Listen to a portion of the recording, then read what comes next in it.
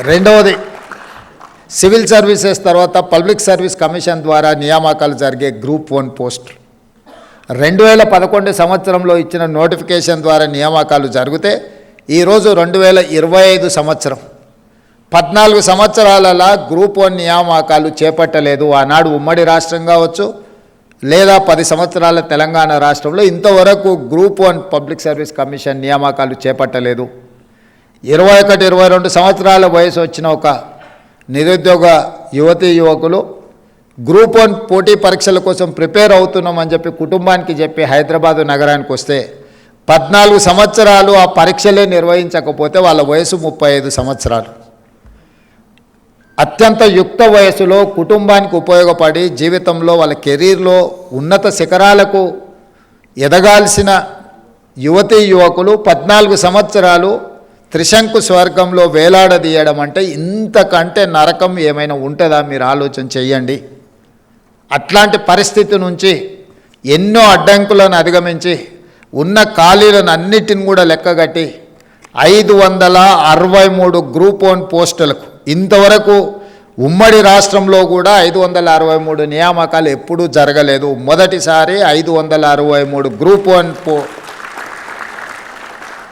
Post ఖాళీలను రాబోయే 2 నెలల మన నియామకాలు చేపట్టబోతున్నాం.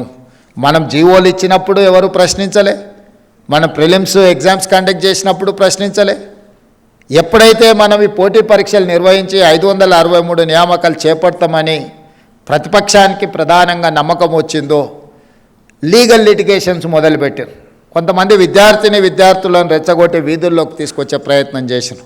ఏదో ఒక రకంగా గ్రూప్ 1 పరీక్షలను అడ్డుకొని నియామకాలు చేపట్టకుండా కాలయాపన చేయాలన్న ఆలోచనతో కుట్ర చేస్తే కూడా ఆ కుట్రలను అన్నిటిని తిప్పికొట్టి న్యాయస్థానంలో ప్రభుత్వం తీసుకున్న నిర్ణయాలు అన్నీ సక్రమమే, సరైనవే, ప్రభుత్వం నియామకాలు చేపట్టవచ్చు అని చెప్పి హైకోర్టు నుంచి సుప్రీంకోర్టు వరకు ప్రభుత్వానికి న్యాయస్థానాలు అండగా నిలబడి ఈరోజు గ్రూప్ 1 పరీక్షల్ని కూడా పూర్తి చేసుకొని మార్చి 31 లోపల 563 మంది గ్రూప్ 1 ఉద్యోగస్తులను తెలంగాణ రాష్ట్రంలో నియామకాలు చేపట్టబోతున్నాము.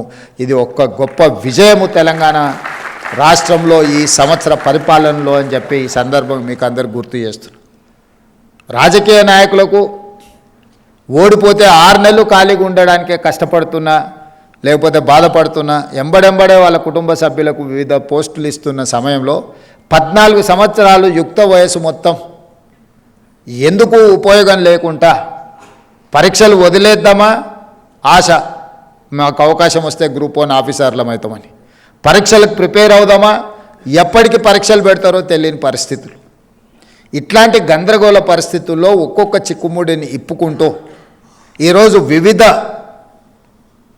హోదాలలో ఉండే ఖాళీలను అన్నిటిని కూడా నియామకాలు చేపట్టుకుంటూ ముందుకు వెళ్తున్నాము. ఇట్లాంటి కార్యక్రమాలు తీసుకొని ముందుకు వెళ్తున్నప్పుడు యువత సహకారం సంపూర్ణంగా ఉండాలి. ఈ ప్రభుత్వం ఆలోచన చేస్తున్నదే మీకోసం, మీ అవకాశాల కోసం. రాజకీయపరమైన అవకాశాలు, రాజకీయపరమైన పరీక్షలు, పోటీలు అన్నీ కూడా ఎప్పటికప్పుడు 5 సంవత్సరాలకు ఒకసారి జరుగుతూనే ఉంటాయి. కానీ మీకు ఒక్కసారి అవకాశం మిస్ అయితే జీవితకాలం మీరు ఆ అవకాశాన్ని కోల్పోయిన పరిస్థితులు ఉంటాయి.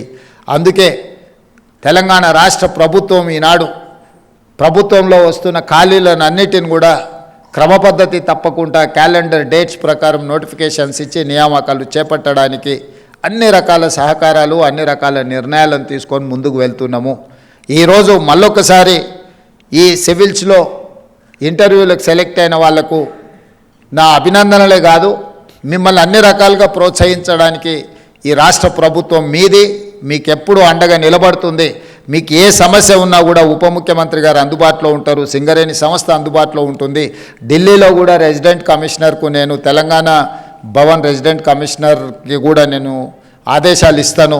మీకు ఏదైనా అవసరం ఉంటే ఢిల్లీలో తెలంగాణ రెసిడెంట్ కమిషనర్ మీరు కలిస్తే మీ సమస్యలు పరిష్కరించడానికి, అవసరమైతే మీరు ఇంటర్వ్యూలకు ఎక్కడైతే మీరు కోచింగ్ తీసుకుంటుందో లేదైతే ఏదైనా కోచింగ్ సెంటర్లు కానీ ఎక్కడైనా మీకు ఏదైనా అవసరం ఉంటే తప్పకుండా ఈ రాష్ట్రం పడుతుంది. మా అందరి ఆకాంక్ష ఒక్కటే, ఈ మొత్తానికి మొత్తం మీరు ఎన్నిక అవ్వాలి. ఈ ఎన్నిక అవ్వడానికి అవసరమైన సంపూర్ణ సహకారాన్ని మన ప్రభుత్వం మీకు అందిస్తుంది. ఈ అవకాశాన్ని అందిపుచ్చుకోండి.